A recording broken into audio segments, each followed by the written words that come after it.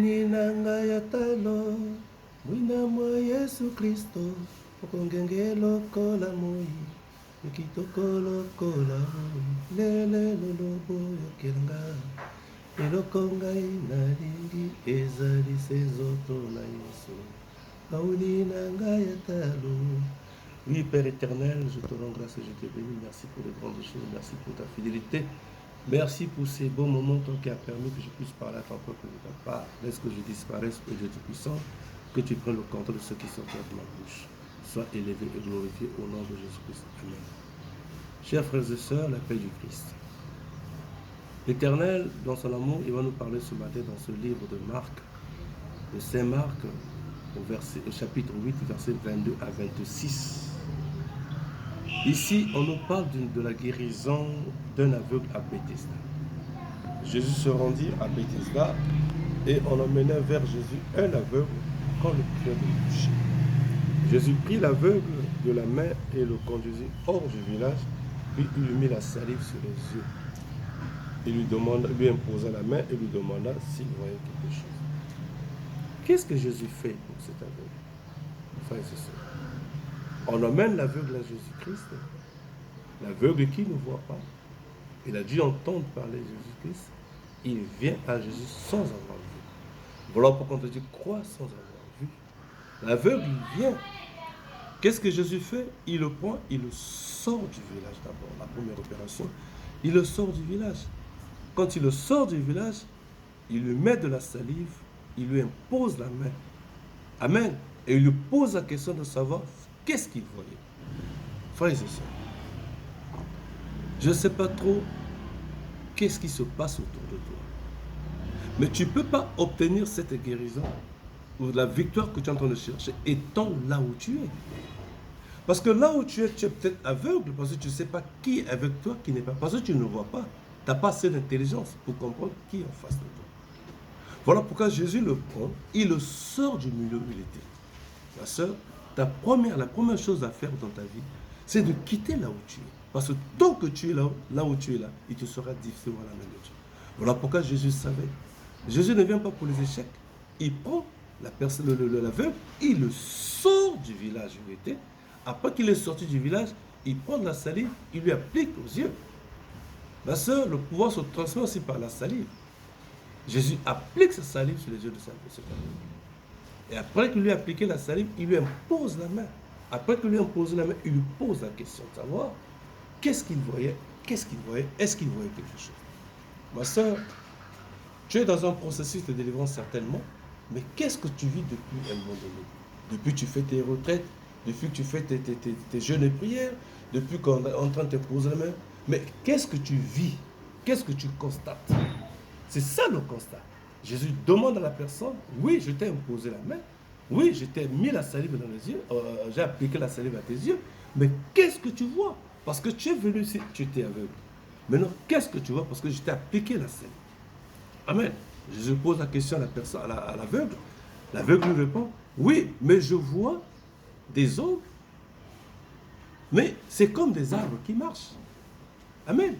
Moi, je ne sais pas comment, ma soeur, tu es en train de concevoir. Comment tu trouves la vie? Comment tu vois ta vie? Qu'est-ce qui est en face de toi? Qu'est-ce qui est en face de toi, ma soeur? Il y a plein de gens. Vous savez, mon frère, la délivrance étant un processus. Étant un processus. Il y a bien de frères et sœurs, il suffit qu'il essaie un peu de constater que ça marche un peu, il fouille, il s'en va. Il ne revient pas témoigner. Il ne revient même pas continuer sa délivrance. Voilà cette personne, Jésus a insisté. Qu'est-ce que tu vois? Il apporte son témoignage. Je constate ceci, je vois ceci. Et Jésus a compris que ça ne suffit pas. Il lui repose encore la main pour la deuxième fois cette fois-là. Quand tu lui imposes la main, et l'aveugle a regardé distinctement, il a fixé tes yeux, il a distingué les choses. Et la délivrance était totale. Une fois délivré, Jésus dans la consigne dit à ce dernier, ne repars pas au village où tu étais. Vous savez, mon frère, qu'est-ce qui se passe dans notre vie? Deux fois, on pense que Dieu ne fait pas, c'est parce que nous-mêmes, on est têtus.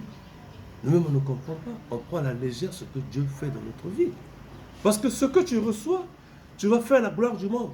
Ce que tu reçois, tu repars avec ce que Dieu t'a donné dans le monde. Comment veux-tu être guéri totalement? Jésus donne des consignes parce qu'il sait.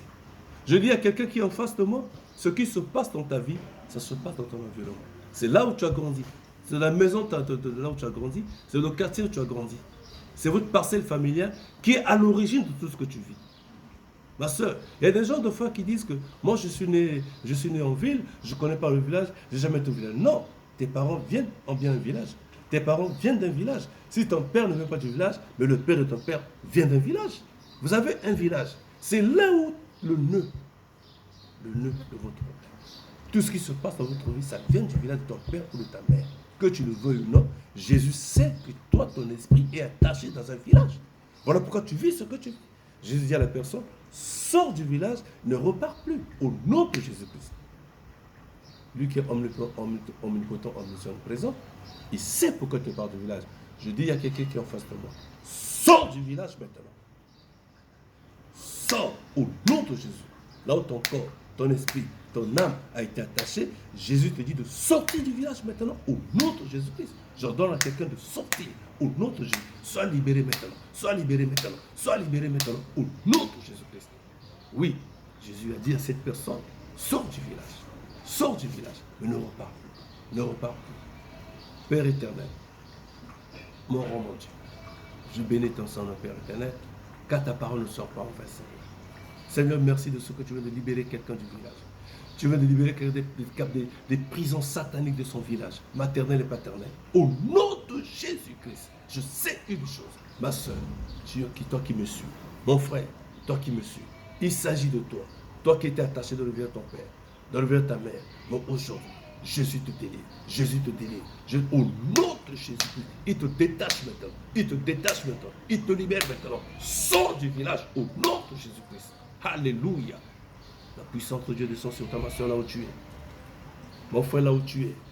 Reçois la puissance du Saint-Esprit. Libère, sois libéré maintenant des prisons maléfiques au nom de Jésus-Christ. Père Tout-Puissant. Seigneur, ta parole ne sort pas en vain. Je sais, mon Dieu, de toute façon, ce matin, je viens de délivrer mon frère. Je viens de délivrer quelqu'un des prisons maternelles et paternelles de leur village. Au nom de Jésus-Christ, j'ai ainsi dit. Amen.